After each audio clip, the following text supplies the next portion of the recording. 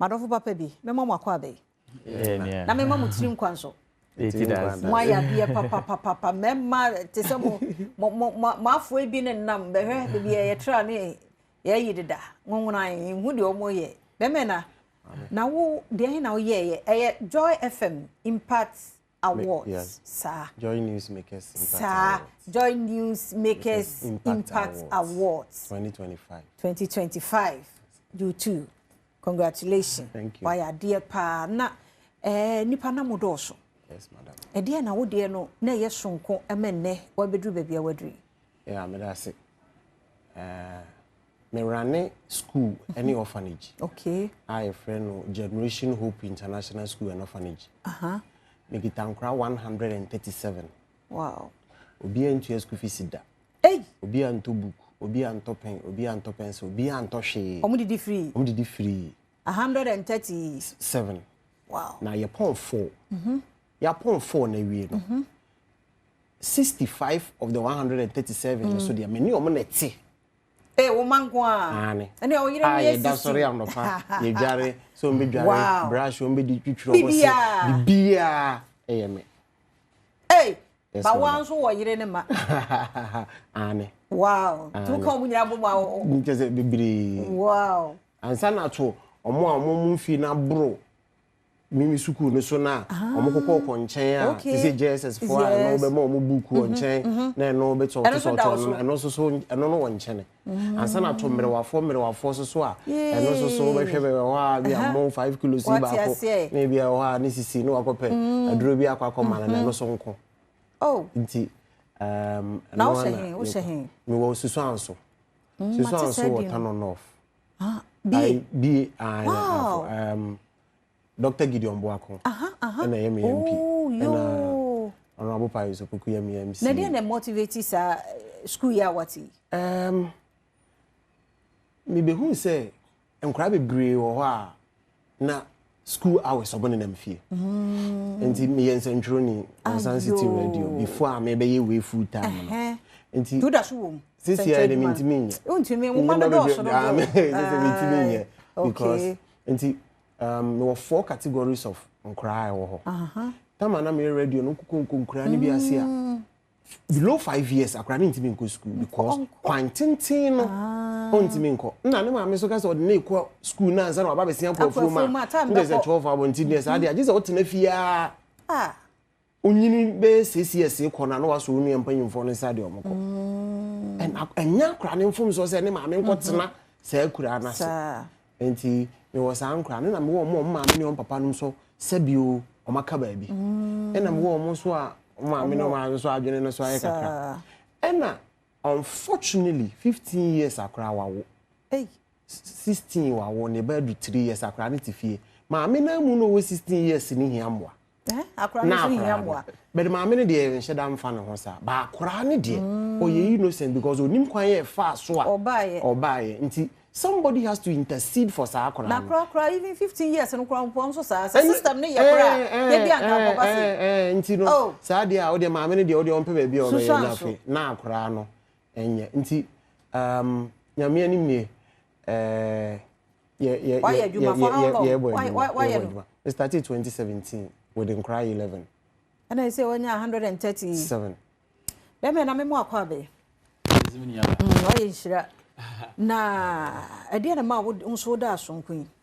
e woni wa me da se na medical achia ya hwefo ne yetifo sa bre na me de ncha kese ama na nanu mafi kwa ma mu nyina ene mi ame mpi ona bobran champion adaroma na ene metimiti hei na fe me regional education director Adam Ivy Asanto Ogusu ono so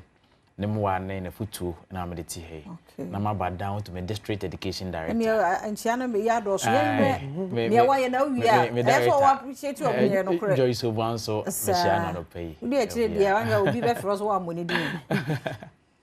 enti emre dia na wo dia ma wo so da so nku nipa dodo nyina mu yo me ya ba me share school education as 2012 na me share dia o hwehwe Presby Primary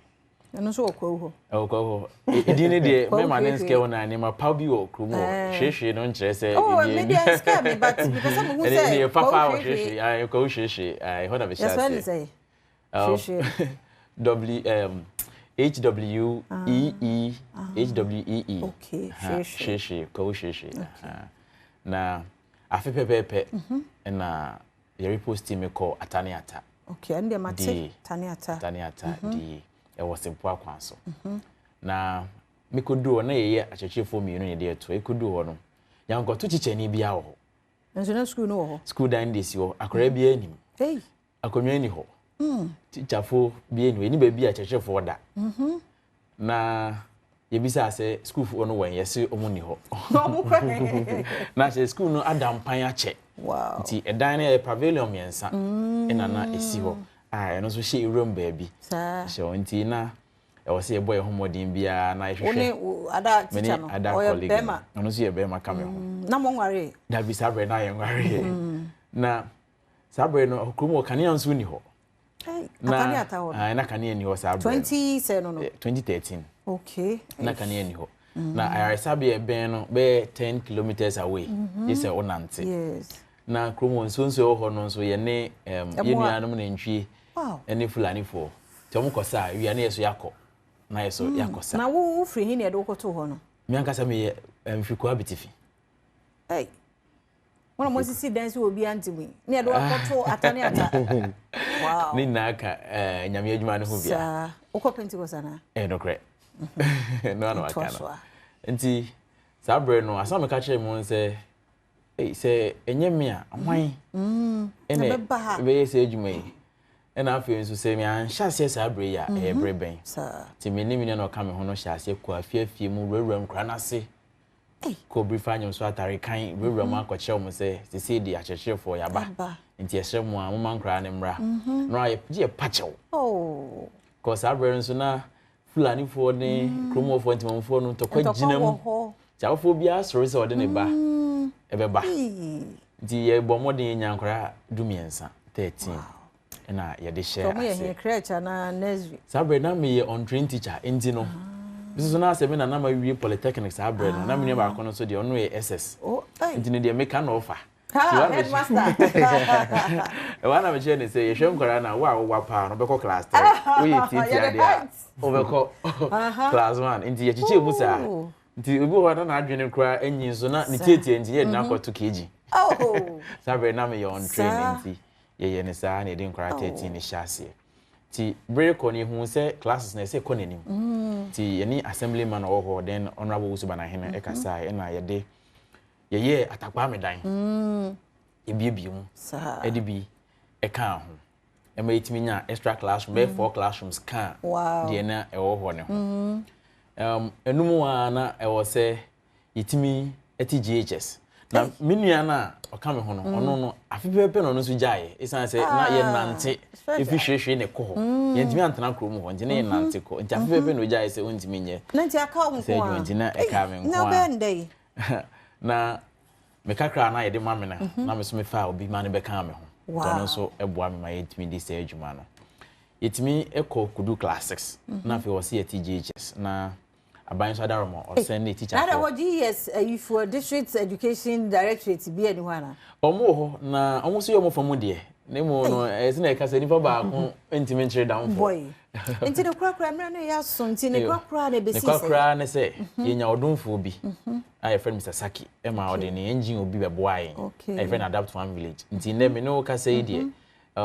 JHS for ni yon kura ni bi kura wie university wow ataniata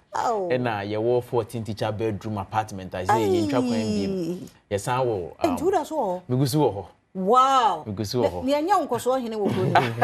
Davi eno de Davi ye gusu wo ho na unya wo yira na Davi me radio fi ediamwa ni so wo hwe me enti no ja wo ma ko hwe ho na ono so nyame djuma ni biara no nyame shira mo ye nyamu dikini ana elder minru hoye migusu ba minru hoye wow emre na so enti we no say na esi ye wo fa enne ya yabo abaso yi mani age pa yi wenye di dikan but we no ama me exposure no more ama o share me WhatsApp message ne calls I mean omo amini mo omo ne mo amini na obia pese obeboa sa na my number emre no course o number bia wo de beto ho na we de momu ano na atane ata yenyinya graduate akese na dachi bi odi ho kra atane atafo ti papa mo hwe no ama na ne nam ho sa wonye bibi nhye na nimonyam ekure na mo de efa bi ato no pato odi ni nyina kra de say me de Eric Bwedi Sampon Bwedi Sampon me prof ba ko ni din no professor Sampon na me share what phone number no to order my number is 024953 0063 024953 0063 na obi bia nso apese oye ya Adom no nso obetimi abata na atakrom ho no so abehwe no so abehwe de ekoso ho anase wo de fa education office ko east e obepiasia penifo no nso bema yasun ate nko be me na hwe de ne ma 136 na mi hira ododo na mi hira wo nso eye de ya wo hia moa because enkro no nko a wo ne wo mote wo ye mu mane ya he biensa hwe en wo sa wo extra nti fa wo number no to ho ne ehwe de esi wani so bi ne emfansi 0244 521111 0244 521111 na ade ba ko asisi a me de abeka ho ne se me nkora no ma hu se e pon school 2 na between 2 and 6 na 4 hours they be say egu kwa nti ma try say me introduce after school program nti say me won nkora o musua ade pam won nkora o musua si na esi so na de me ni nti anka me videos ni ade o ha me won nkora o mu si dan me won nkora o mu ye sa no me wa nkora 5 years a obutere because ma hu say nye mintimi mtena sese de bia na boka kwesere bia na obesere se nkrofo nya yi ese nyame adom na nkrofo boa nyame adom nkakrakra nyame adom nkakrakra nti ya da Joy News ene multimedia ase e wo sa akwanya ya o bia so mu ama se yi han ato ne ya ye yesu nyame be ma ya ba ya ba bro so kra number ya ba be da bonti dia nyame be boa ye na yetimi aye because sure nyame mi hu ni say sa ankra ni nyina no they are innocent enyo mo mfum so so makwaku pie ba bia pie nti say ye mu binum ye nyina mu ama sa ankra na o chena oba be ya de so a na bia no wakwaku abe kromfo a chena oba na wa training no oba ba be wiawo uti enyi yesu kro bi ku ansa na obe wiawo what you say be wiawo nti edamwase sa ma number ni bi 0244 521111 efreme Bennett Asante Nkonoma Sapon nana kotopre di ne drosso so for number to last one my number is 0249 530063 ami shamo ti mesro mo miemwa ye kwaba ne atoso